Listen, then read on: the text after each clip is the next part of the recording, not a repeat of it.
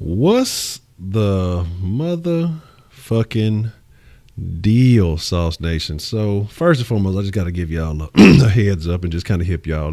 Y'all know, like I said, well, if y'all follow on Twitter and on the gram, I kind of gave you like the Sauce Sports Studios took a little bit of damage. You know, some water leaked from the roof and shit like that, and so it's messed up. So things will be a little bit thrown off, but we're going to get into it, man. We're going to get into some sauce, stirring it up. Hopefully everything will be back soon. But first and foremost, if you're not familiar with Sauce Sports is a Houston, Texas homer network, so we're talking all sports, but only Houston. With that being said, man, first and foremost, let's see who we got with us in the mix tonight, and then we'll get into the most important topic in the city of Houston. Who we got around with us this evening? You got your boy Hector Flores in the mix. Already. You got your boy Third Coast Sports TV, Wink in the building. It's Toxic City Tinny, baby. All right, no, it's your boy Breaking News, Bright. Already. Shout out to the round table. And let's see who we got live in the mix tonight. Now, if y'all don't know, we finna get into that Sauce Nation roll call, man. And basically, if you are from the city being Houston, man, shout out your side with pride. If you're not from the city, you know what I'm saying, wherever you may be, you know, we'll send you a little bit of digital love. Just let us know where to send it. And like I was saying, with everything being kind of swapped up tonight, the sauce line will be active, but only for text tonight. So we won't be taking any calls this evening. But be sure to text into the sauce line, and we'll make sure to put the number up there. So we'll be taking your text all stream live. And, you know, let's see who we got in the mix with us, man. And we're going to get into this shit. And there's plenty to talk about. We're going to talk about these Texans versus the Rams, mañana. And, you know, like I say, shit, there's going to be some good shit. Let's see. I see Miss Voodoo. She always holding it down. Heidi, ruining your dinner plans. Hey, put a little sauce on your dinner. It'll be all good. Joshua Jaja, McVice, what's the motherfucking deal? Kenneth, your ass always eating, nigga. Ain't nobody fucking up your dinner plans, nigga. Your dinner's all the time for your ass. Christian Covington, ugly. You can stay in that gang by yourself. Lil Cuz, the game is not tonight, it's tomorrow at 3, and I'm going to update y'all on that too. Brian Cushion, what's the motherfucking deal? McVice, what's the motherfucking deal? David Pritchard, J-Pack, what's the motherfucking deal? The Coon, Adrian Clark, Big Ox, what's the motherfucking deal? Shout out to Big Ox, because the background y'all normally see with the Texans on the wall, that's courtesy of Big Ox, so shout out to Big Ox on that one. Like the crow. Voodoo Child, filet mignon. Oh shit, that sound good. It's gonna be a Papa John's night for me. D Will, what's the motherfucking deal? Kellen Boys, always good to see you. Broderick Brooks, what's the motherfucking deal? Keeping it real. Otis Hill, what's the motherfucking deal? Make sure I ain't missing nobody, man. Jewel 01, what's the motherfucking deal? 335, good to see you as always. Look, cuz PJ Tucker in your mama deal. No, well, shit. Tell him come on the sauce. Tell your mama he can get the number to the sauce line. But anyway, you know what I'm talking about. What's your mama Instagram? You know what I'm saying? Let me see. Let me double check it. You know, baby. I'm just trying to holler at you know. But anyway, on some real shit, man. Dylan Terrell, what's the motherfucking deal? It's good to see all y'all, man. I know it's been a couple of days off and on, but we're going to get into some motherfucking sauce. Make sure you hit that staysaucy.com. Check out some of that fresh sauce merch, man. Got plenty of new items for you to check out. And hit that Zazzle link below if you want that limited edition sauce mug. See, I'm so out of whack, I ain't even got the sauce mug with me. You know what I'm saying? But it is what it is. But we're going to get into it, man. A lot of stuff to talk about tonight in regards to the Texans taking on the Rams tomorrow. And I was saying I wasn't going to have a pregame show, and I know Wink said he was going to get about an hour before the game, but what I'm thinking is we'll do a pre, and then we'll lead into that, and so then Wink will take y'all into the game. You know what I'm saying? And so we'll start a little bit early, and then, like I say, you know, I got to go take care of some stuff. Mr. Ice Cream Man, hey, dude, that's the jam right there. What y'all know about that? And then, like I said, we'll lead y'all, and Wink will tear y'all on into the game, and then hopefully I'll be done for the post game, and we can get live, had a sauce line active, and all that good shit. But let's get into it. There's some news that came out today, man, and it's something that we've already been kind of talking about for a while.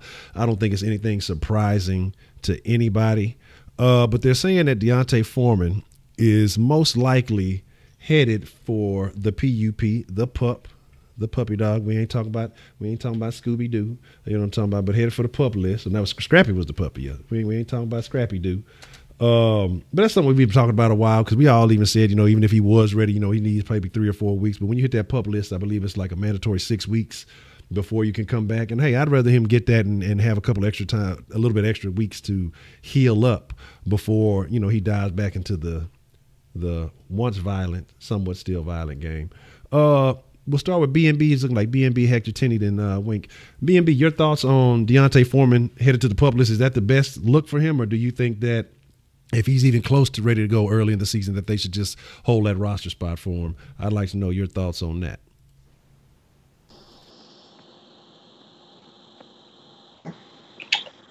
I think they should keep him on the pup list, but knowing the Texans, they're going to be very cheap to have the extra spot for him waiting instead of going sign somebody else while he's recovering. So the best thing for him is to be on the pup list. Hopefully he is on the pup list. Then they're going to make a quick sign and go get somebody real quick. Hopefully they call Akeem Hunt because dude is still out. Yeah, Akeem Hunt. Akeem Hunt is still out there training every day. He's working hard, and I see it on social media. So dude's training hard. But to be truthful, I'm gonna say this. I really expected him to be healthy at least by week 3 to where he wouldn't have to be on the pup list. But since his recovery's been a slow process, I feel like it's the best thing for him. So we will see. Yeah, I got hooked up because I hit an extra 1 0 too many, but it's all good. Enjoy the sauce. You know, hey, close to the end of the month, whoever has the most sauce at the end of the month will get hooked up with some super saucy merch. Maybe that limited edition mug before I take it off the market. Remember, hit that Zazzle link. Hector Flores. Shout out to Hector, man. I appreciate the love. I got to drop that podcast, and I appreciate that. So make sure y'all check out Hector on the podcast. I'll make sure to release that after the stream this evening. But, Hector, I want to know your thoughts about Deontay Foreman headed to the pup list. Is that the best look for the Texans? And what do you kind of think of the running back situation after that? I mean, I said it before. I'd rather them take their time with Deontay Foreman, make sure he's 100%, don't rush it. And I wouldn't be against having him in the pup list for the rest of the season. I would like to see him at some point in the season, maybe like after the bye week, but I wouldn't be against make sure he's completely healthy before we put him out there. It is an Achilles injury, so I would definitely want to be extra safe with him. And, I mean, with him on the list, it does give an active roster spot for someone, and I wouldn't be against them bringing back Hunt. So that would be who I would like to see back, but hopefully the Texans do their due diligence, and hopefully we can see that Brian Gaines is finally making some moves, but it's all, wait and see kind of thing at this point. Okay. Tenny, your thoughts on Foreman? I know he's a native of the hometown, but your thoughts on Deontay Foreman and him being most likely headed to the pup list. I don't want to say he's definitely on the pup list. Somebody, but Honcho said, and the Texans don't put him on that bitch. Y'all be trying to accuse me of some false information. But your thoughts on Deontay Foreman headed to the pup list, and do you think that's the best idea for him? Well, you know what they're doing? They're dipping him in that Tech City dike right now, just getting all them nasty chemicals in there to help fix up that Achilles. So right now, I think it's the best move. I think it's in line with what the Texans have been doing as far as health-wise with all of the players this offseason. And I think it's really good because if you look back at some of our injuries, I think they kind of let the players decide when they wanted to. And, of course, the player is always going to say, hey, throw me out there. I'm ready. I'm ready to go. But I think they're taking more of a logical stance when it comes to this stuff and actually listening to the doctors and saying, hey, give him the full 6 weeks, give him this amount of time to recuperate and get back to playing shape and get that Achilles really healed up. So I feel good about it. I mean, I don't know if we'll do something like signing somebody special because at the end of the day, I mean, we still haven't seen it from Brian Gaines. So I can't say that Brian Gaines is the kind of guy that's going to go out there and make a move. And the fact of the matter is, I think they're going to trust what they got in Lamar Miller, Blue, and Pope. Okay. Wink, your thoughts on Deontay Foreman most likely being headed to the pup list, and what is the best alternative behind Deontay Foreman? I'm not surprised about it at all. I mean, logically speaking, I mean, I figured I always said that it would probably take him, between week 6 to week 8, possibly week 10 to really feel good, about it, because you still have to, look at playing tape. You still got to make sure that you can play it the right way, and make sure that you trust your Achilles. It's no reason to throw him back in the fray just because, it's looking dire for us behind Alfred. I mean, not Alfred Blue, fucking Lamar Miller right now.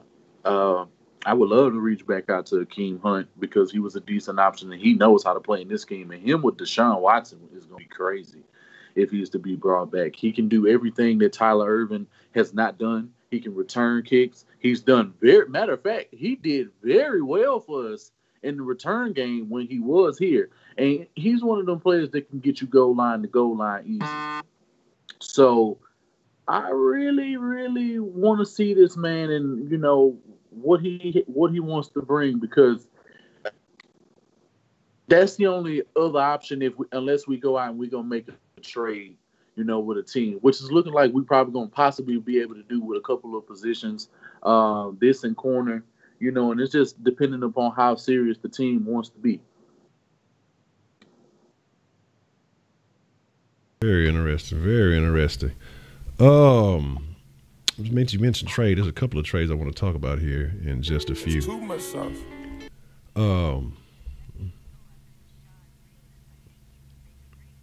Bashaud Breeland, that might be interesting. I thought he was picked up, but I guess he's still out there. I mean, at this point, man, with the lack of depth, and I mean, with even though I'm saying K-Joe All-Pro, I mean, he kind of showed you early on that there's still the risk for him to be injury prone.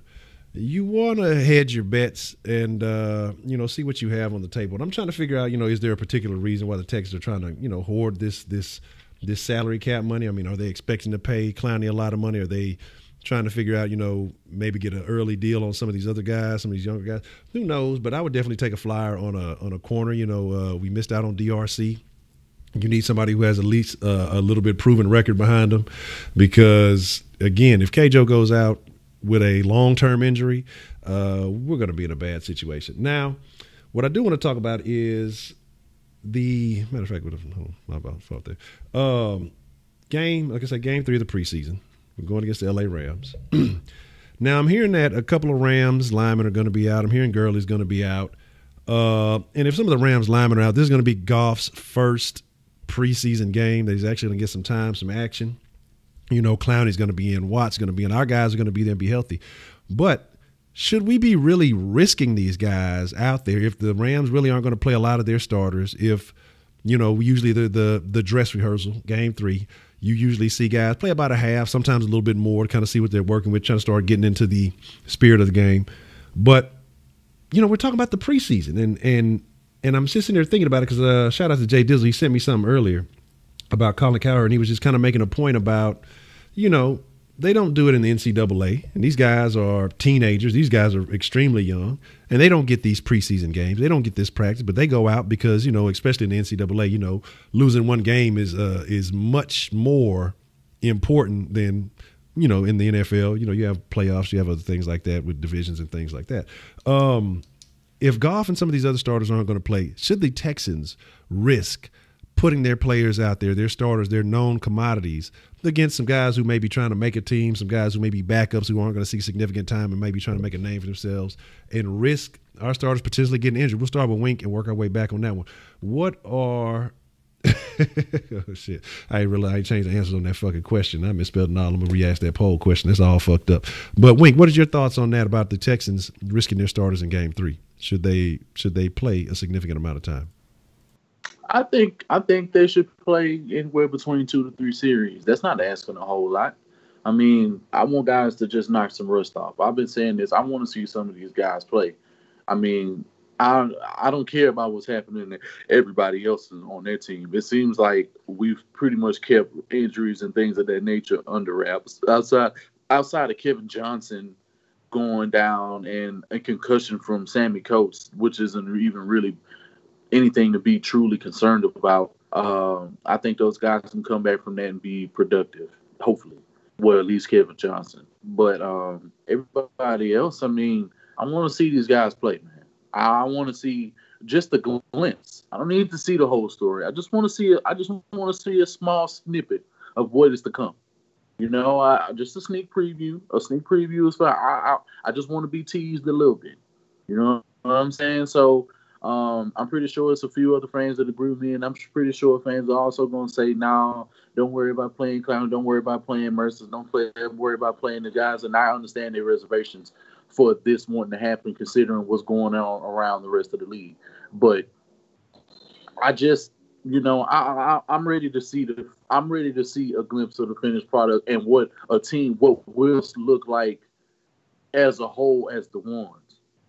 And that's just how I feel about it. Tenny, your thoughts on should the Texans risk their starters by playing against the Rams, who, you know, may not be playing their guys for a long term? And I'll say this: the human being is a creature of habit, and Bill O'Brien has proven to be a creature of habit. And this offseason, I don't think we're going to see a lot of our starters in the preseason. I think some of the defensive guys, if they even do play. Now, I know they've talked a big game leading up to this game, talking about everybody's going to suit up, everybody's going to play. I wouldn't be surprised to see our starters, including I think Merciless is out of this game. So I don't expect to see JJ or Jadeveon past one series. Like that's my cutoff mark, especially from watching what coach has done. And I don't feel like it's really risky to play them in the preseason. But at the same time, I mean, injury can happen anytime. I mean, it can happen the first series of the first game. I mean, we've seen that happen with players before. We've seen it happen in what week was that? Week 5 when we played the Chiefs. I mean, it just happens. Injuries will come. You cannot do anything to avoid them. You can prepare the best that you want to, but you can't stop an injury from happening. Injuries will happen, and I mean, it's just all about coincidence and just the play itself and how it comes out sometimes. And just as far as I think, like with Deshaun Watson, I would love to see more of him. I think if you see a drive like you saw against the 49ers, I think they pull him. So, I mean, I honestly got to say is expect to see the starters in a flash moment and then watch them disappear throughout the rest of the game.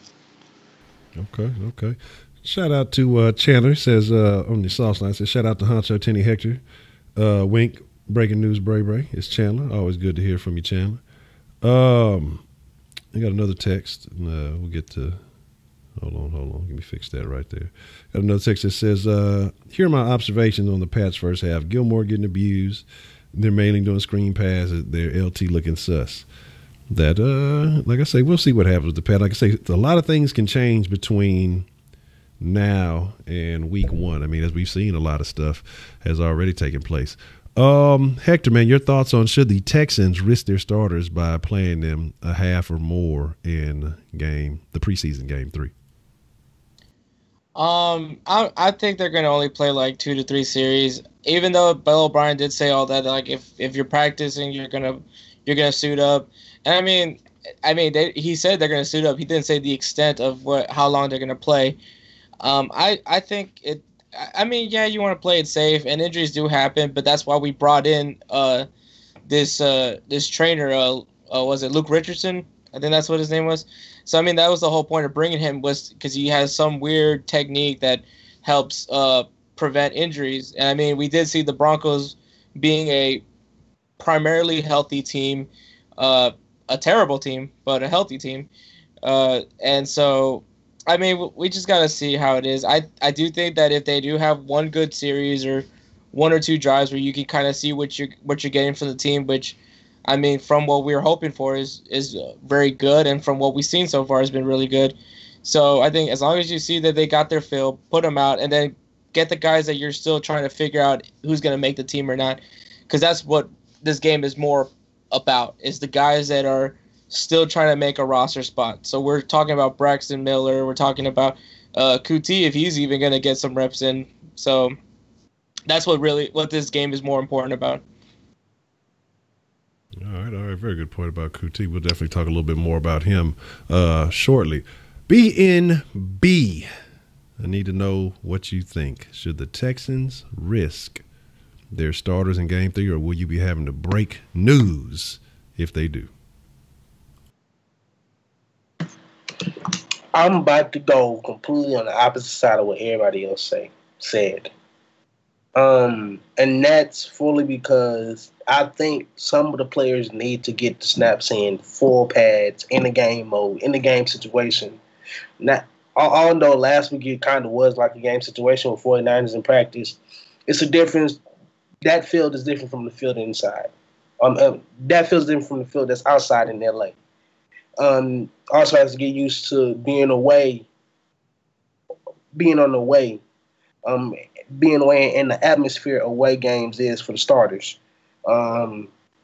Also, you still got to mention, although we've seen Deshaun Watson one drive every game, maybe, just maybe, we'll start seeing more of an offense because I think Bill O'Brien hasn't really used the offense to what he's saying he is. The playbook will open up more, I know that.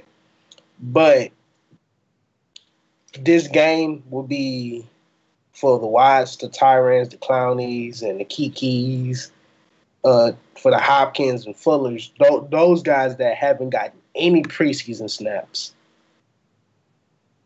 to get that rust off. This is possibly the rust off game. So they come in and they get used to the field, the timing, even the new rules and stuff.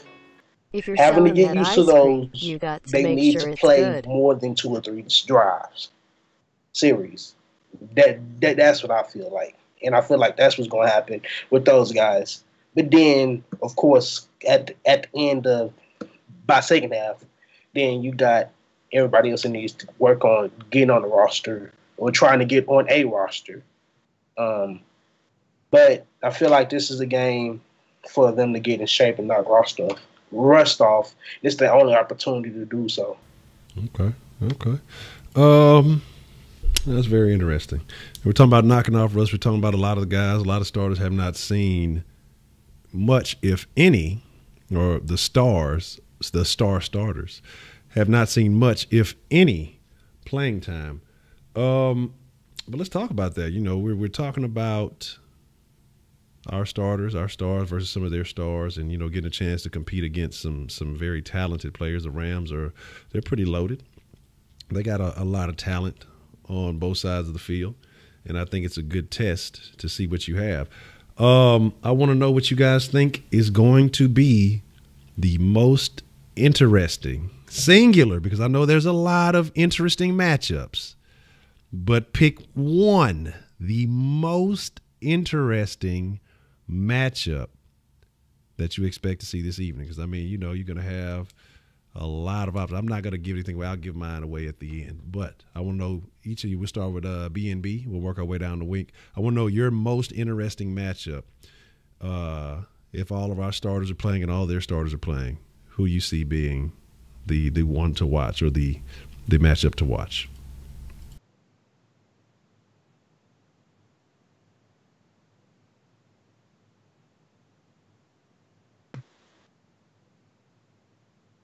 Hey, leave me alone. But since Aaron Donald's not playing, I don't think that's a huge matchup, defensive line, offensive line. But I'm gonna go ahead and go to see the quarterbacks, Deshaun versus Goff, and see each of their improvements against top-notch defenses, especially Jared Goff, and seeing how he would do without a couple of his offensive line pieces who will be out. See how he fares against the front seven. Those two matchups would be a fun matchup to watch. Just Deshaun versus Jared. But, Deshaun probably going to win because Jared is not that advanced at anything. Yeah, well, shout out to Mr. Mediocre. That's what I was thinking, too. I wasn't absolutely positive. I've heard mixed stories, and I heard early in the week that Goff wasn't supposed to be playing. But then I heard more recently that he's supposed to get a little bit of action this preseason. So that's what I say. We're going to speculate that if everyone is playing, that, who's available. But Goff probably needs to play. Oh, soft-ass Goff. But, Hector, your thoughts on the most interesting matchup come tomorrow afternoon? our corners, these receivers. I think that's the matchup I want to see because, I mean, we still want to see what this group of defensive backs will look like. And so I would definitely want to see how these guys go up against, like, the guys of Brandon Cooks. Man, I'm drawing blanks on these names. But, yeah, Brandon Cooks is definitely one of the big names for sure. He's a very quick player. Robert Woods. And then that guy they drafted last year, drawing a blank on his name, but definitely want to see how these corners look against these receivers. Interesting. Yes, we've definitely had some experience with Brandon Cooks more recently than we'd like, so that's definitely see how those go. Water Cup, Cooper Cup, though, yeah. So, like I said, definitely got a lot of talent on that side of the ball. So we have to see what our guys can do, and I don't think KJ will be in action. So it'll definitely be interesting to see who has to fill that spot. If it's going to be Colvin, if it's going to be J. Joe, how he's going to be looking, because we haven't seen him. Tenny, your thoughts on the most interesting matchup between the Texans and the Rams tomorrow afternoon? All right, so I don't know who he would be matching up against, but it's going to be very interesting because I know with the fact, with Merciless being out, that means Duke is going to get some time with these starters. And I'm telling y'all right now, just envision it, chat room. Just envision it, Sauce Roundtable. You got JJ, you got Jadavian out there. You got Christian Covington. You got DJ Reader. You got all these dudes. And all of a sudden, this rookie's splashing in front of them all. And he's earning this spot on this team. And I'm telling you right now, man, like, I don't want to say Duke is like a once-in-a-generational player, like most people throw around with some of the, like, Jadeveon Clowney or JJ.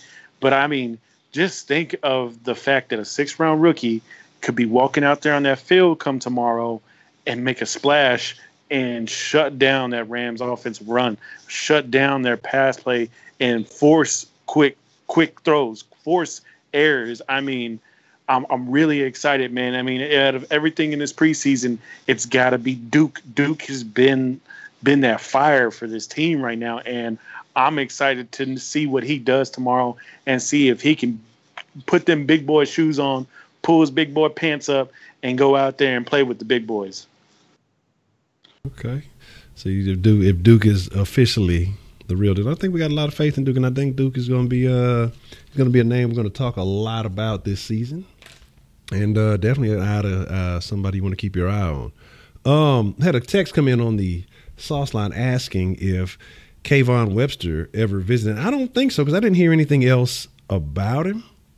There was a few days ago that they said he was supposed to be visited. So I don't know if he had like a couple of teams he was supposed to visit, but from as far as I can recall, and again, I haven't been all the way on it this week, been a lot of ups and downs, ins and outs, trying to stir up some sauce. But as far as I know, I don't believe he has, because I'm sure that we'd have heard a lot of talk about it at this point. I don't think it's been mentioned since the possibility of him coming to visit the Texans.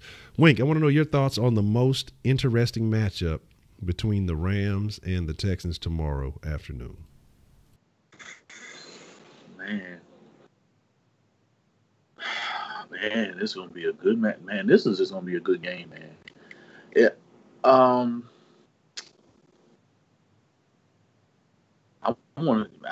I can't say it enough. Like since we've seen him our first game, like, Duke is doing so much, and for him to be paired up with guys like Clowney, Merciless, Watt, Reader, that's just so dangerous, bro. The amount of pressure that's going to be coming, and then you have guys like, Honey Badger in the backfield, and you got other guys like you got Kareem who can blitz off the line and get sacks and finish plays and shit like that. I honestly just want to see the schemes. That's it. I mean, I want to see how Romeo Crennel schemes this team. That's really what I'm looking forward to. I mean, and I'm looking forward to what Bill O'Brien and schemes on both sides of the ball, because it's going to give the league a sneak preview. This is just vanilla, but look at what we're doing with some vanilla-ass offense and vanilla-ass defense. It's just the fact that they're coached right about now. They have the right coaches in place. You got Andre Johnson, coming in and helping out with the receivers. You got Wes Welker doing what he can do with the with the receivers and the special team. It looks like the special teams guys actually being able to do something. You already got the guy in, helping with the health, and our injuries have been down significantly in years past. So I think right now we just have the right amount of pieces in the organization as far as the coaching staff goes, as well as the players on the field for the first team, offense and defense. Behind that is where we have all the questions, and that's where we've really been critical when we've talked about these guys over the past few days. So I just want to see the scheme. Okay. Me personally, my matchup to watch is going to be the future best duo of receivers in the NFL this season, Will Fuller and DeAndre Hopkins, or at least DeAndre Hopkins, because you have Talib, you have Peters, you have a couple other guys that are very top-notch corners, and I want to see what this duo, what it looks like against this these guys. I mean, I think that's a good measuring stick, and if you can go out and kind of have a field day against guys like that, and if Deshaun Watson's out there and he's willing to test those guys, I think it's going to be very interesting. And if these guys can eat, get full, I think it could be a very interesting sign, or it could be a good sign for a good season that'll be coming up. So that's definitely something that I want to keep an eye on when this game comes up. Say is that if DeAndre scores a touchdown, they better get him pull that puppet out and do the touchdown single. Man, I've seen like little previews of I haven't seen the actual whole commercial. I've seen like the little memes going around. Scotty, get your ass out of here. I've seen the little shit going around, so I haven't seen that. I definitely have to check in and check that out. I wanna jump off the Texans for just a second, and I want to touch on a little bit of news around the league. I try to, we try to catch a couple other things. This is H-Town, all sports, only Houston. But I know some of y'all have been requesting, little news that goes on outside. So I want to touch about a couple of interesting things. We're going to get back to the game though. Dez has rejected a $5 million offer from the Browns. For all that talk that was going on, that Dez and the Browns had interest in each other, and he left originally without a deal.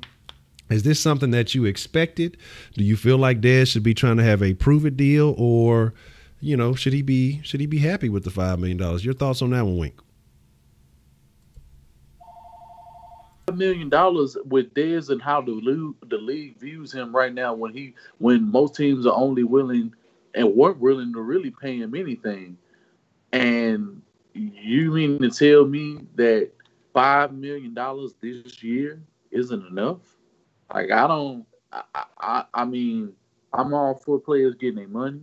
I'm all for I'm just looking at the circumstance of what is going on. And that right there kind of doesn't make any sense to me, that this is the type of situation that he's putting himself in. If a deal could have been made, why not make it? Especially if they're a team that reached out to you, believed in you more than any other team. You see what they have in the organization on defense and offense. The way they played the other night on defense was fucking crazy. I mean, we can sit here and say a lot of things about the Browns, and I know it's a preseason game, but they were flying to the ball, man. And the offense with guys with like Flash Gordon coming back, you got Njoku, Landry, Chubb had a nice game, along with Carlos Hyde, and then either quarterback, as long as they serviceable enough and they can take care of the ball, it could be great. But I mean, the Browns are only the only team that reached out to Dez that's even been notable. I mean, everything other than that has been what people would like to see. I would have loved to see Dez in a uniform and we played him week 5, and we played him week 5 and we bust their ass. And then you have Deshaun Watson, and he can definitely. And I wanted him to just say who's better, because they're gonna ask the question if he would have played in that game. Who's better, Dak or Deshaun Watson? We already know what he's gonna say if that game would have happened, and that's another major reason. And it's just he gives us a presence physically. So this shit is the trip. I didn't know that, but I know now, and that's retarded that he got offered that type of money and he didn't take it. Very interesting. Very interesting. Yeah. And that's what I say. I kind of thought that, you know, it was for all the talk that was going on between them. I don't know if he was he was hoping that he could milk the Browns for some money or what was going on, because I think in the eyes of the league, and I want to know your thoughts on this one, Tenny, is him turning down this $5 million deal, is that going to hurt him long term in his opportunities, you know, around the league? Or do you think a better opportunity with either a better team or more money will come up for him? What are your thoughts on that one? Well, you know, like a couple of episodes ago, I had said that I feel like bringing Dez in could be volatile for the Browns. But at the same time, I'm actually siding with Dez on this. Like, it was just $5 million for the year that he was offered. Yeah, nah, bro. Like, that shit is fucking weak as fuck. Like, we're paying fucking Tyrann Mathieu fucking, close to $7 million, a little bit over. And the fact of the matter is that you're offering a guy that has proven that he can play at the top tier of this league. And as a matter of fact, I don't think there's a receiver on the Browns that has a body build like Dez. And wide receiver, not tight end? Flash Gordon does. Gordon does. Yes. Yes. Hey, Gordon's slim, though, isn't he? Go look now. I'm going to have to look at him. I'll have to look at him. But from what I remember, he was slim. But as far as what Dez is and what he could bring to an organization, I mean, you're getting a big body receiver who can still stack up those yards for you. Now, yeah, his hands aren't as sure as anybody are. Like, there's the best hands in the league right now, and there's a lot of sure hands out there right now. But at the end of the day, I mean, you're talking about a guy who brings physicality to the position, who brings the ability to still get yards. I mean, because let's face it, the Cowboys were stupid for getting rid of him. I mean, he still had some miles in the tank, and he still could have gave them pretty good production. So I think what Dez did was just show everyone, like, if you're not bringing the chips to the table, then walk away. If you're cheap, walk away. I want buyers who believe in me, who want what I bring. And Dez definitely brings attitude, physicality, and the ability to gain yards. Okay. He definitely does bring all those things to the table. And I don't know, with his personality right now, mixed with what Landry's attempting to do, I think would be very interesting. You know, the Browns need all the attitude they can get.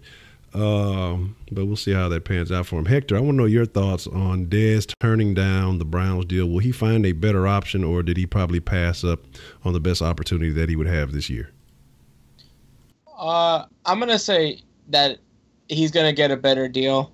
Maybe it would be with the Browns, or it could be with another team. I know Baltimore's interested in him, so I don't know about that. I mean, here's the thing about, and you and me talked about this before, Honcho. When you're a free agent or a player, there's either three things that you're either going for in free agency. Either you're chasing a check, you're chasing a ring, or you're looking to play for your hometown. And I mean, let's be honest, Dez isn't getting a Super Bowl with the Cleveland Browns. At least not this year. Probably not ever. But so if he's going to commit to the Browns, I guess he at least gets some money out of it.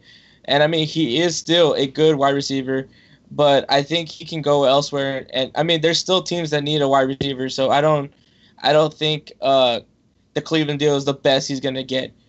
I mean, some teams are going to be a little discouraged now knowing that they can't get him cheaply.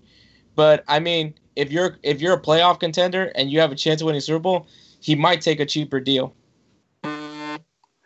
I do want to add on to what Hector was just saying. Like, it's so many teams that could have used his services. Like, teams in the division. Every single team in our division right now could use him. The Titans don't have anybody they can trust. I mean, the fucking Jags just got rid of everybody. Now, they do have DJ Chark, but he hasn't proven anything. And they got Lee and they got Westbrook, who are decent options. But come on, the health risk with them is just too much. And honestly, the Colts probably would be the best fit, considering the fact that you already have an option in T.Y. Hilton, which would be fucking crazy. But, you know, that's just something I want to chime in and say real quick. Braylon, your thoughts on Dez down in the Browns deal? And, will he get a better shot, or is that the best option that he's probably going to have this year? I want to know your thoughts on that. I'm going to agree with Hector and Tenny on this. I feel like the Browns kind of did him a bit dirty just for the fact of they thought that he was going to be desperate to get on the team and play. And the season's inching closer, so they offered him here 1 year, $5 million. And also, Hugh Jackson has not been very impressive at all as a coach. He don't look like he know what the fuck he's doing coaching. Granted, the defense was great, but I'll put that all on the defensive coordinator, because defensive coordinator had them boys stupid. Them boys are stupid. Although I do have to blame the Eagles' offensive line a bit, because also they didn't have what's his name, Jason Peters out there to help the offensive line. And Myles Garrett was killing the left tackle over there. He had 2 sacks in the first half, if y'all didn't see. But I just think the Browns lowballed them. I mean, $5 million, add 3 more. I swear to God, he probably would have taken an $8 to $10 million contract. But $5 million? He's getting paid the same money as fucking as what's his name? I can't think of his name right now. Snead. Willie Snead. He's making the same money as Willie Snead. And he know damn well he's better than Willie Snead. And although Josh Gordon and Dez Bryant are different builds, I still think Dez Bryant is more of a better high point ball. High point, I'm gonna go up and get that in the hole and give it to me. I'm gonna bully you. Josh Gordon can speed past you, outrun the route, outroute you as a wide receiver, but they still needed that. I'm gonna go up and get a receiver. Because first off, Josh Gordon hasn't still played the field, hasn't played a football game yet this year. He might be a couple weeks behind because he did miss 3 to 4 weeks of training camp. So that put him behind a bit. But granted to him, he knew he had to worry about his own stuff and his stability and his mindset. That's good on him. But I feel like Dez Bryant, they get a contract from the Jacksonville Jaguars or the Colts or the Titans or the Giants, or the Eagles, or it's so many teams that can use him. I swear I saw him on a commercial recently. You ought to be ashamed of yourself, Honcho. If the Patriots call this man up, he's going to take it, and I'm going to fucking hate it, because Bill Belichick is just going to bully everybody else with Dez Bryant and Tom Brady together. Actually, I was reading that the Patriots have no interest in Dez. Oh, so as of right now, the Patriots have not even put him on the radar. It's because the Patriots have the greatest wide receiver of all time, and Eric Decker. Yeah, good luck to them with that. Oh,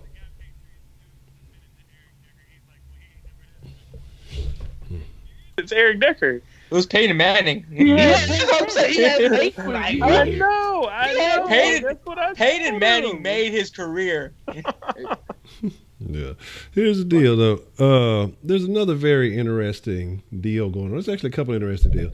One, just a quick note: Julius Thomas supposed to be retiring, going to go out and become a doctor, and then study brains and things like that. So good on him. But Thomas is retiring. He's going to go out and be a doctor. He's calling a wrap for his NFL career. He wants to study brain trauma. No. Julius Thomas. And then, but the very interesting thing is, it is rumored, the reports are that the Raiders have put Khalil Mack out there on the trading block. I'd like to know your thoughts, and we'll start with BNB. You know, that's some news that's been broke. I'd like to start with BNB. What are your thoughts on Khalil Mack, and is that something the Texans should take a gander at? And if so, what would you be willing to give up for him? Hey, yo, okay. Not gonna lie. I would call Brian Game the best GM in the whole world ever to grace the world if he gets Khalil Mack on a cheap deal, trade-wise. If I'm telling you, if he trades just a second, and I'm sorry, but Kevin Johnson to get Khalil Mack, which we know the Raiders GM is fucking stupid right now because he's a dummy. He's basically wasted the team because the team was on the upward, and all of a sudden, a year later, they're now one of the worst teams defensively. Derek Carr is up, and you don't know what they're going to do. They paid Marshawn Lynch to be there. Marshawn Lynch hasn't done really that much. Amari Cooper drops the ball every time it touches his hand. What else? They let go they best back they had in a few years and let Latavius Murray walk away, which was a stupid deal. I don't know what the Raiders are doing. So if Brian Gaine is able to get Khalil Mack, I swear to God, the team will have 70 sacks combined. I swear. You can't tell me that Watt, Khalil Mack, Clowney, Merciless, Duke Ejiofor, Reader, McKinney, Cunningham, those guys can't combine for 70 sacks. You can't tell me. On one team, you can't tell me. Like, they going to reach new heights in pass rushing. And not to mention, we could actually afford it. With having $83 million in cap next year, we could afford to have them more than 1 year. Now, that's a very interesting prospect because a couple of things with that. One, now I see somebody saying that they want 2 firsts for him. And I think that, hey, we've been without a first. We need our first. 2, is he going to be guaranteed to stay? And 3, that's going to be a lot of money you're going to tie up because you have to pay a Clowney. If you're going to try to keep this thing together, you're going to have to pay a Khalil. You're going to have a couple other guys coming up recently. You're going to have a Watson deal coming up very soon that you're going to have to consider after that, in a couple of years, if you extended him for a certain amount of time. I mean, do you not end up looking similar to what the Jaguars are looking like if you make that move? But, Hector, I want to know your thoughts on a deal for Khalil and, what it would take to solidify that. And would you make that move? I'm gonna before I say this, don't react to what I say. We don't need Khalil Mack. We could use him, but we don't necessarily need him. And so I don't think that we would make a trade that would be like, we need you kind of thing. I would say a first rounder, maybe Braxton Miller. Just knowing that, like, the Raiders maybe might just take anything right now, because the thing is, the reason why the Raiders are making this move is because they don't want to pay Khalil Mack, and they have the fear that he's not going to put out this year because of the fact that they're not going to pay him. So, I mean, you're taking a flyer on a possible rental, which I'm not very comfortable with. Plus, we have to deal with our own, our own issues with Clowney. So, with me, I wouldn't be. I mean, if it's just for 1 year and that's it, then, I mean, if we're just really making a push for a Super Bowl, then I guess go for it. But I would like to know that we'll have Khalil Mack a little bit long-term than just a 1 year and that's it. And then I think that there's other teams that are willing to give up a lot more for Khalil Mack, even though he's just a rental. Okay. And I think I kind of agree along the lines of what Hector is talking. If we wouldn't get him, that's a baseball trade, right? I mean, a 1 year rental is in every sport. I mean, we've seen it in basketball, but it's it happens more often in baseball. But yeah, it's pretty much it's a rental if we go for Khalil Mack. And I will say though, if Brian Gaine somehow makes a deal that doesn't involve us losing any particularly popular players, I will make a customized Brian Gaine jersey. Just put a goat on it. That's all you'll have to do. Just put a Brian Gaine, the goat jersey. Tenny, your thoughts, man, on Khalil Mack. What would you be willing to give up for him, and what's it going to take to make him stay here if you were able to get him? Bro, I'm gonna put it like this. I will entertain everyone's fancy. I will entertain the idea of bringing Khalil Mack here. That shit. Let me use my nerd talk, my self-appointed nerd talk, the shit I do on the outside of sports. This shit is like Goku going fucking Ultra Instinct. This shit is fucking Saitama. This shit is Uzumaki Midoriya with fucking one for all fucking at 100% control. I mean, this shit is fucking crazy right here. This defense, like, is this defense Exodia, Tenny? It's Exodia. It's all 5 cards put together. I mean, I'm telling you right now.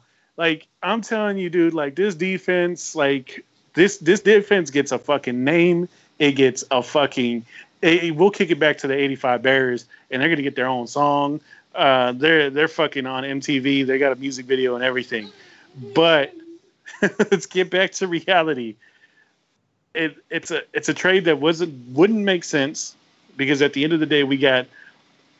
And technically, you could say we got 3 dudes on rental right now. We got Jadeveon Clowney, we got Tyrann Mathieu, and then we would have Khalil Mack. And, of course, Jadeveon and Khalil would be those opposite ends that would be competing against each other for that top-tier contract. It's not like you could pay one $100 million, then turn around and pay another one $100 million, and then still lock up Tyrann Mathieu. So, I mean...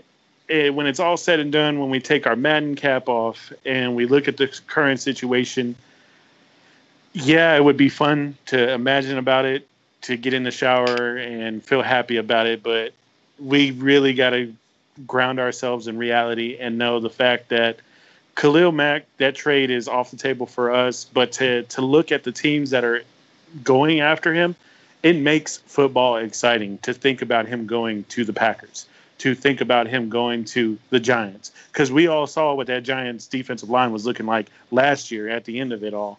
And we also got to think about the Jets picking this guy up. I mean, it just makes the sport more competitive, and I'm all on board because obviously the Raiders are mishandling Khalil Mack extremely in the worst fucking way possible. And, you know, it's basically like they're throwing one of their best first-round picks out the window as if it doesn't even fucking matter. And I think it's an embarrassment for their organization, and it's a slap in the face of the fan base that loves Khalil Mack and brings to their team what all of us feel about our favorite player for the Houston Texans. Hey, I'm not going to lie. Come on the Giants next to Damon Harrison. Oh, my God. All right. Now I want to say shout out to... that shit was loud in a bit. I want to say shout out to Mr. Chill, man. I appreciate the love. And yes, we got to keep it saucy, man. I appreciate the super saucy super chat love, man. Shout out to everybody who's been showing some super saucy super chat love. Yeah, but I'm not going to, I agree with most of what you said, Tenny, but I'm not going to take it in the shower. You know what I'm saying? I'm going to be cool on that one. Everything else, 100% shower. I'm going to keep the Texans outside my shower, but outside of that, everything is all Gucci, man. They jump in the shower. They're like, oh, man, I could do this out on the field. I could juke this dude. I could catch that ball. Over there, stiff arm and water drops and shit. Wink, your thoughts on the possibility of picking up a Khalil Mack? What would you be willing to give up for him? And what would you have to do to get him to stay here in the Texans uniform? I give up a second, probably a third, and they could probably get any corner and maybe a receiver like Braxton Miller or somebody like that just to sweeten the pot so they could bolster up, because I honestly believe Braxton could go in with what they want to do with Derek Carr and Amari Cooper, and he could bring something to the table. I think he would get more burn under a guy like Gruden anyway. But it'd be a deal to entertain.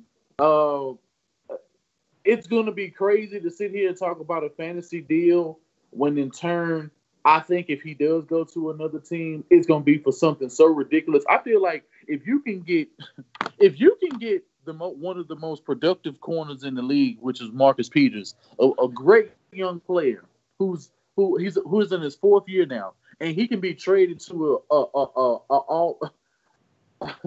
a fucking NFC championship type team that's on a fully loaded roster for a 4th round pick. I feel like anything is possible.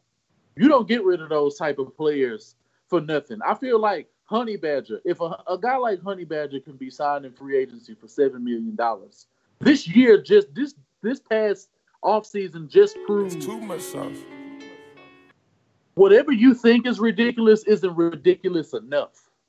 Talib went to for a 5th round pick. So the Rams got 2 all-pro corners for the price of nothing. A back-end pick, they didn't even think to get a second or a third rounder for any one of those picks and just ship them straight on off like it was nothing. This football season could end up being crazy. Who knows what kind of trades? Who knows what kind of My contracts? name is Ray Ray, and I live Brian Gain. But I can't agree with Tinny in the respect that if a team like that, I do kind of want him wanting to go to a team that's going to bolster their roster, but I want to do everything in my power to make sure that we beat the shit out of dudes like the Patriots, that we beat the shit out of dudes like the Eagles, and all these teams that we think we could potentially lose to, whether we go on the road or not. If we get Khalil Mack and we don't get any injuries, and Deshaun Watson stays afloat, and he has the best protection possible, I see no reason why this team ain't going to the Super Bowl. We're Super Bowl bound if this happens. It's not going to matter what the O-line looks like. It's not going to matter what you think I'm going to give a shit about the corners? I don't fuck the corners. The blitz is going to be so real. Like he gonna be like old buddy. They gonna be like old buddy from Remember the Titans. I don't want them to gain another yard. tell him Wink. Like, strong time. It's going down. It's the most ferocious pass rush ever. You blitz all night. If you get past the line, I'm taking every one of you out. Oh my God. Okay, you gotta do the Denzel Moore. Hey. If that happens, Tom Brady is going to retire as soon as he hears that trade happens. He's going to retire. Anyway, he's not going to. He already got problems. He already got Jadeveon Clowney. Jadeveon Clowney by himself has dominated against the dude. Whitney Merciless by himself has dominated against his youth. Those two paired up have already been extremely ferocious. Then you add in a healthy White. Then you add in this. Then you add in McKinney. Then you add it. Man, God damn it, bro. No Wink. What does Rack tell him? What is Rack telling him what is Rack telling him to do every down? Tell us again. You blitz all night. You blitz. Yeah, He's gonna get his chunky ass in the middle of that huddle, and he blitzing the whole game. Why wouldn't you blitz? Here's the deal. We got a couple of texts we go hit on the sauce line. We gonna wrap it up here. Not too long, but man, y'all got me over here dying. Remember the Titans, great movie. You never seen it? Go see this shit. Couple of texts. There's something wrong with you. Oh yeah, man, that's one of the sports greats movies of all time. We used to watch that shit in high school, man. We'd have days, turn the lights off, watch Remember the Titans. All right, we got a couple texts. We're gonna run through these real quick for everybody who hit on the sauce line. And shout out Chandler says, who you think might be cut of the tight ends and receivers and offensive linemen and running backs? And he also said, I can see Dez with Texans. I wouldn't mind Dez with the Texans, but again, like in that situation, I think, look, that same offer the Browns giving with what we have right now, that'd probably be my cutoff point with Dez also. We'll do a quick run through the round. We'll start with McMahon, lightning round. Who do you see being a surprise cut? I mean, just from what we've seen as far as one receiver, a tight end, and an offensive lineman, who's getting cut?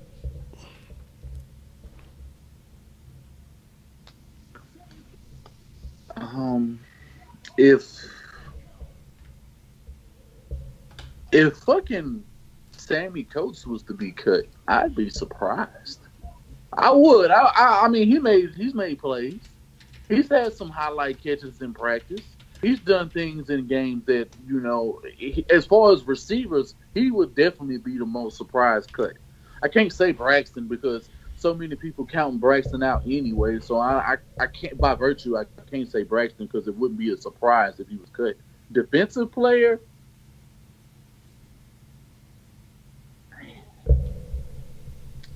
I don't know. I really don't think they really in a position right now to cut no corner. I don't think they're in a position to cut no lineman, outside of the 9 or so, people that they're going to end up keeping. But I don't know, maybe Kareem. No. If Kevin Johnson is cut, I'd be surprised. He's my surprise. If Kevin Johnson gets cut this offseason, I'm surprised because I wouldn't expect that at all. Tenny, surprise cut. Who you think would be the biggest surprise cut in your opinion? Biggest surprise cut.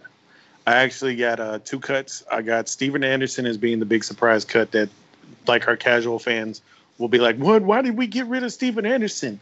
And they'll be in an uproar. And then I think the heartbreaking cut that we're probably going to see this year, it's going to be DQ. Don't expect him. I can see that too. I could definitely see that too. I could definitely see that. Hector, your thoughts? Surprise cuts from the Texans when the big chop happens this preseason. Teddy kind of took mine. I don't think. I mean, some people are saying Jay Prosh on the chat, but I don't think it's gonna be Jay Prosh. Bill O'Brien likes him, and hopefully they use him. But I don't think Jay Prosh will get cut. Jay Prosh would be a surprise just because of Bill that O'Brien. And then Divergent is not much of a shocker, so I would actually. I mean, I guess I'll go for another tight end. I will say Ryan Griffin will be cut, and I do think DQ will get the axe as well. Very interesting. B&B, surprise cuts on this Texans team.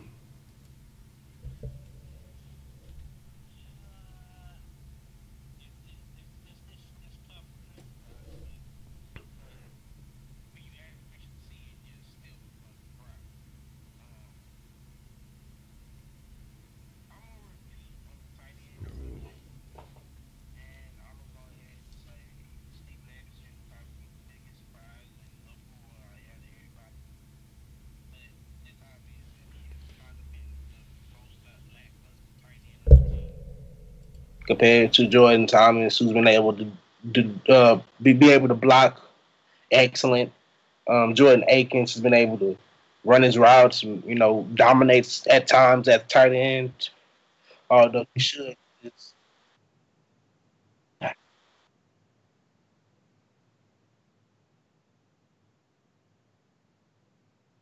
God damn, Edward.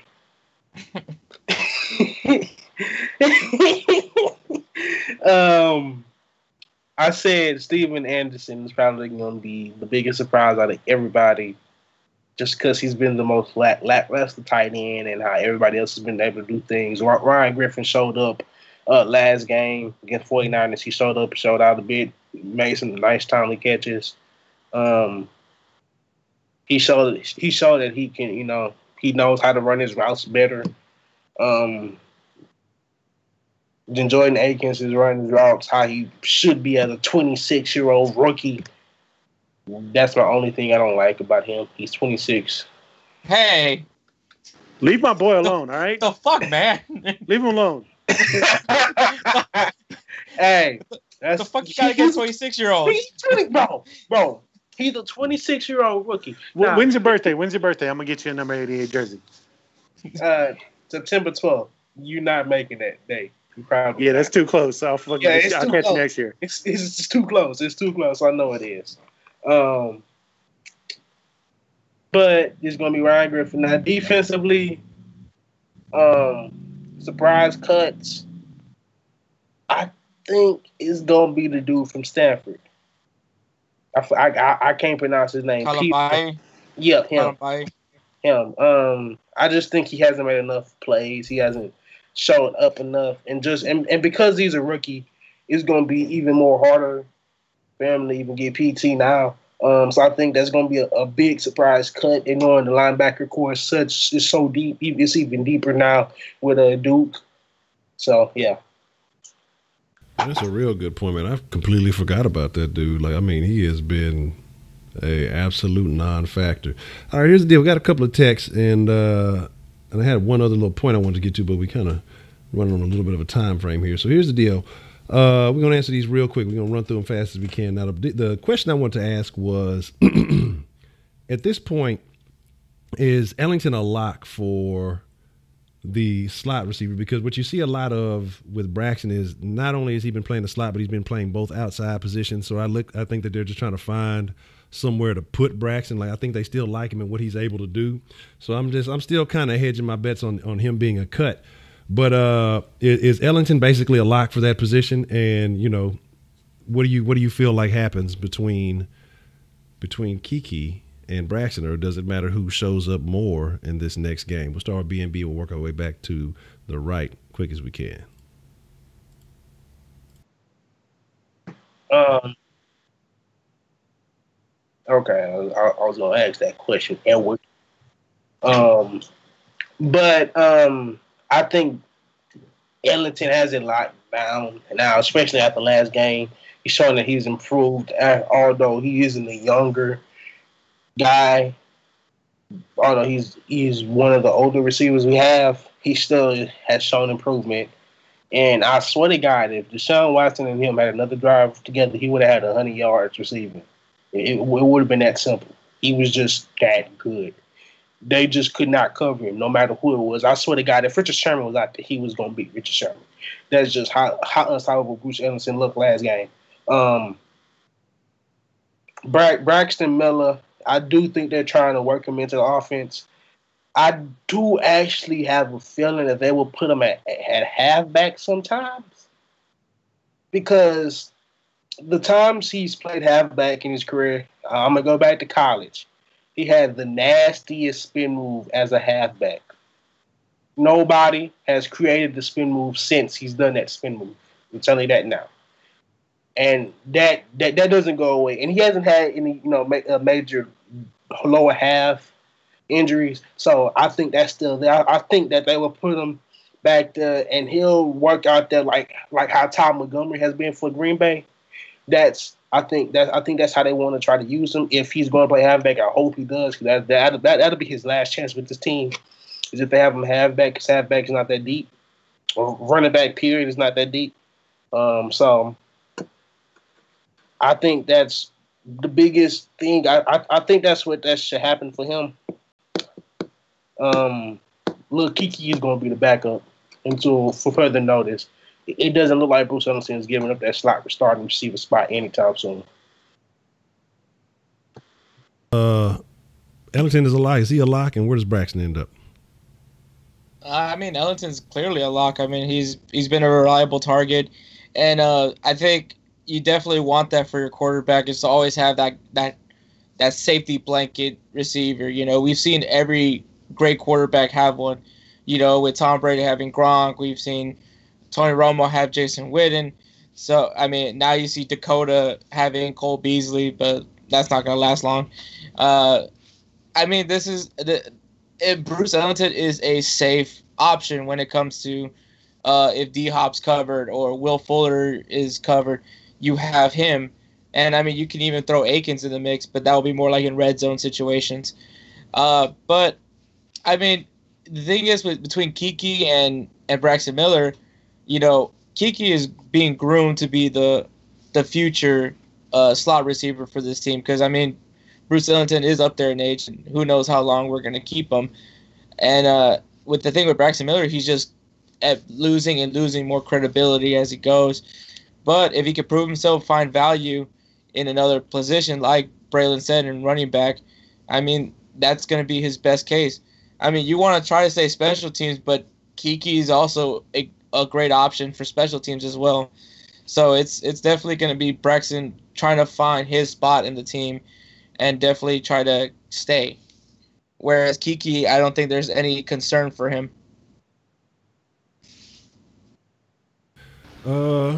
Tenny, your thoughts on... appreciate the love, Ashmael, with super saucy super chat. Is Ellington a lock? And where does Braxton end up? And I want to say something on before you get that. There was a spin move just as nasty in college as Braxton Miller's. But it wasn't during the game. I don't know if you guys saw that shit on Twitter. Old buddy who fucking spun in the air and caught that motherfucking pass. That shit was fucking nasty. Yeah, that's what the real documentary, that was the thing. That shit was nasty. He actually has a YouTube channel.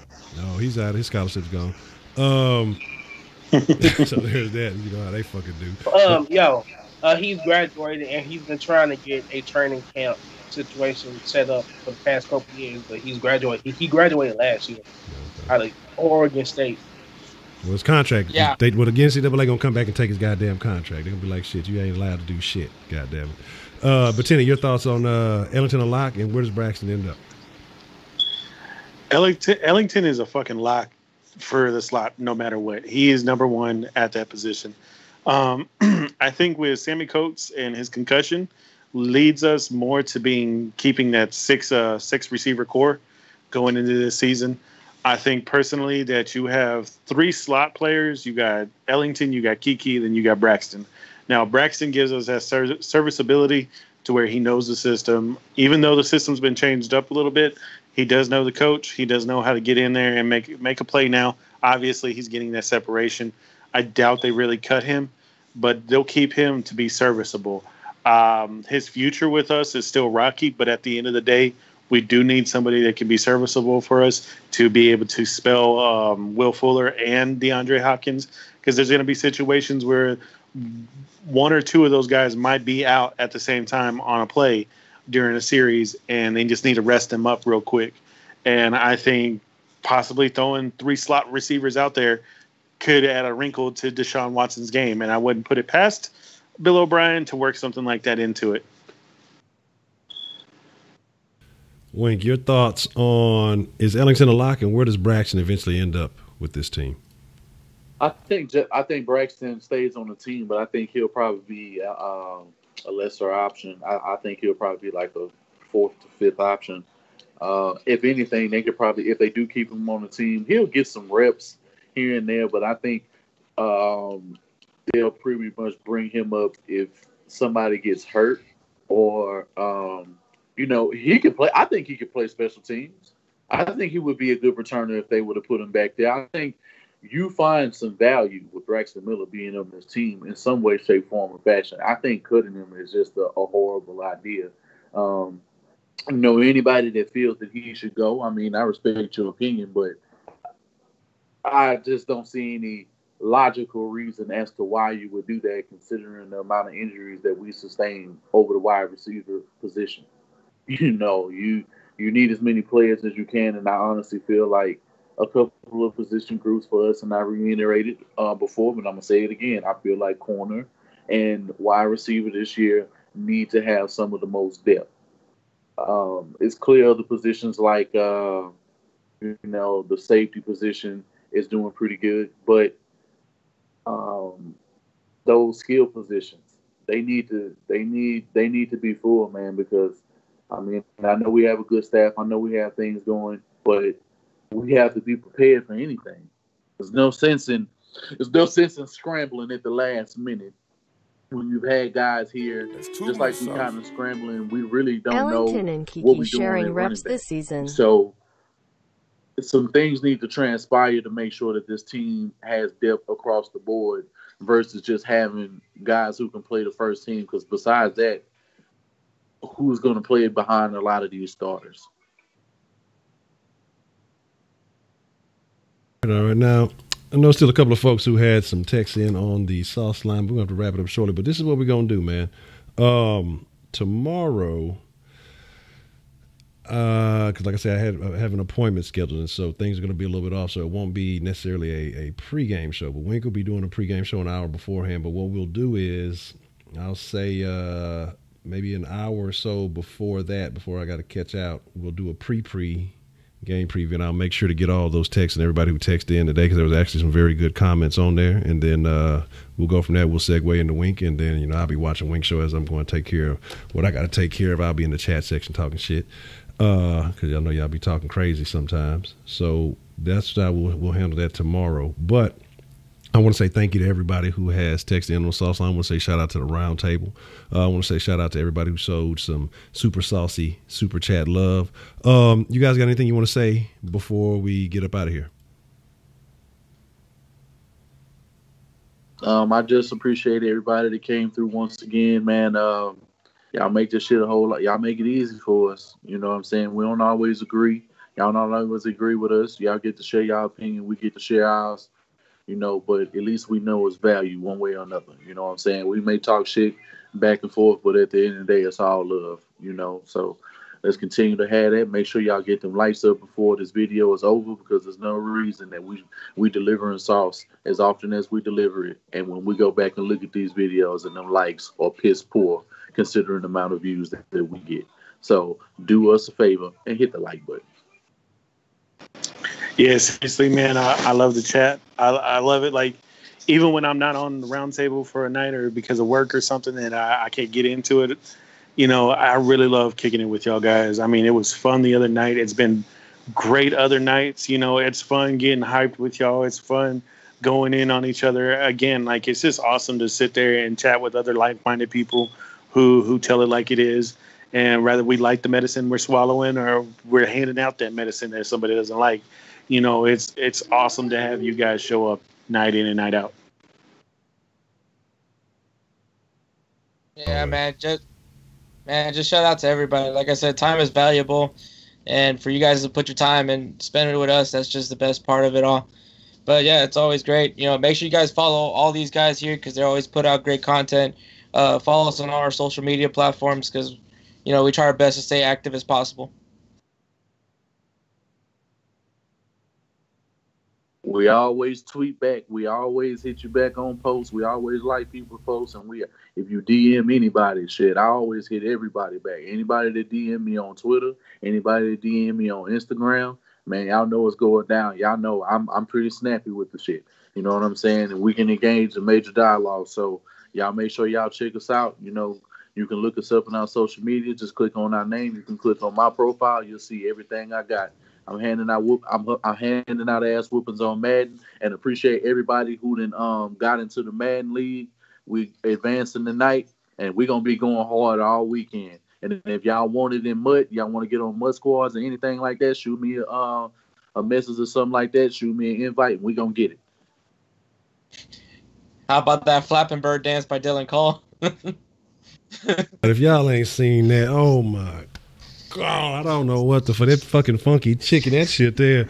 That's exactly how he looked when he got that interception or that same little position. So he can keep doing that goddamn dance if it's gonna get him some more fucking interceptions. But man, like Hector said, man, time is a valuable asset. And the fact that y'all spend it fucking with us, man. Like I said, there's no greater appreciation. I mean, that's the lick right there. You make this stuff all worthwhile. And like I said, we just try to keep it entertaining, man. Like I said, if you want to be a part of the PlayStation Madden League, you want to be a part of the Xbox Madden League, make sure you send that to the Sauceline. If you want to be a part of the Fantasy Football League, make sure you send your email. I know I got a couple of folks. I got them written down, so I'll be sending some invites tonight before the Cush Den. We'll be in the Cush Den talking shit tonight. It's Friday, man, so I feel like talking some big shit. So it should be a very interesting episode tonight. So y'all make sure y'all check that out. Hey. I forgot it's fucking Friday. It is. I gotta say fuck NFL for finding old boy for that roughing the passer shit. They fined him for that shit? They fined him for See, that but that's what I'm talking about. Y'all talking about this just flag test. No, we just testing flag. That's not no fucking test where you testing that man pocketbook. That's that bullshit. That's what I'm saying. That's Good. Yeah, ratings went down, so they got to start charging the players for the ratings. It's fucking Papa John's Pizza. They mad. It's the goddamn NFL players doing it. Cush Den at 10. You know what I'm saying? We try to keep it at 10 every night, so it should be very interesting tonight. But like I say, man, just if y'all want to be a part of any of the leagues, make sure y'all send that to the Sauceline. That's the Madden League for PlayStation, Xbox, or if you want to be a part of the Fantasy Football League, send your email to fucking Hugh Jackson Hayes. Well, fuck you too. Fuck Hugh Jackson, goddamn. What time did you come in to practice today? What time did you start the sauce today, Honcho? I was late, Hugh. I'm sorry. But man, like I say, man, y'all just make it worthwhile, man. I appreciate each and every one of y'all, man. Like I say, y'all are really the freshest motherfucking ingredients in the world, man. Hey, but like I say, man, tell a friend, tell your mama, tell your girlfriend, tell your uncle, tell whoever you know that fuck with the Texans, fuck with Houston sports, man, to tune in to the motherfucking. There go Clarence Austin say he the Madden King, man. He say he got the crown. Hey, your hot dog friend told you that? Hey, tell Clarence that Tom Coughlin ain't got the nuts to go after Khalil Mack. No, good grief, man. Are you in the Madden League, Clarence? No, man. I'm just wondering. Let me know. Is that your actual opinion, Clarence, or is that your hot dog buddy telling you that? Tom Coughlin ain't got the nuts to go after Teddy Bridgewater. Good grief, that's the best move y'all could make. That's your source. That's the biggest move y'all could make, man. So there's that. What's up, guys? First, good to see you. But man, like I say, we're gonna call it a wrap here. I appreciate each and every one of y'all. We'll be live in the den at 10. And we'll be back at it tomorrow. Man, follow on the Instagram or Twitter, and I'll give y'all the exact time. And then, like I say, we'll segue, and then we'll go into Wink will be handling the pregame show before that. And so it we'll go down tomorrow to make sure y'all still get all the flavor y'all need to talk about them Texans. So, with that being said, y'all be cool like y'all be cool. I appreciate each and every one of y'all, man. Again, most of all, y'all stay saucy, and we out.